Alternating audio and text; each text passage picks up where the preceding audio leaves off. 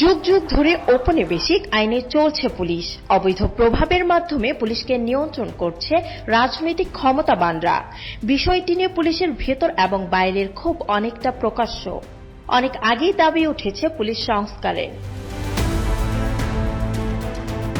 111 সরকারের সময় এ দাবি জোরালো হয়েছিল। তখন প্রস্তাব আসে নতুন পুলিশ আইন প্রণয়নের। সে অনুযায়ী বাংলাদেশ পুলিশ অধ্যাদেশ 2007-এর খসড়া প্রস্তুত করা হয়।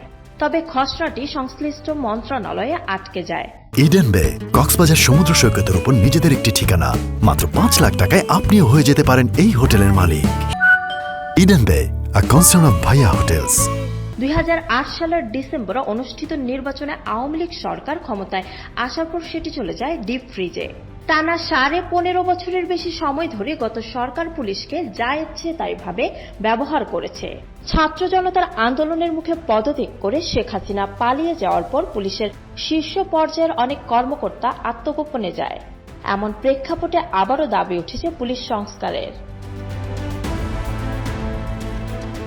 ইতিমধ্যে পুলিশ সংস্কার কমিশনের প্রধান হিসেবে সফররাজ চৌধুরীর নাম ঘোষণা করেছে অন্তর্বর্তীকালীন সরকার।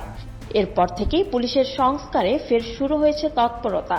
ইতিমধ্যে জাপানের অনুকরণে এ সংক্রান্ত একটি সংস্কার প্রস্তাব পাঠানো হয়েছে সরকারের উচ্চ পর্যায়ে।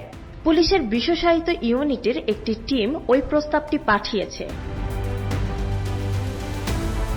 প্রস্তাবটি বাস্তবায়ন হলে পুলিশ ফিরে পাবে বিশ্বস্ততা বলে মনে করছেন বিশেষজ্ঞরা।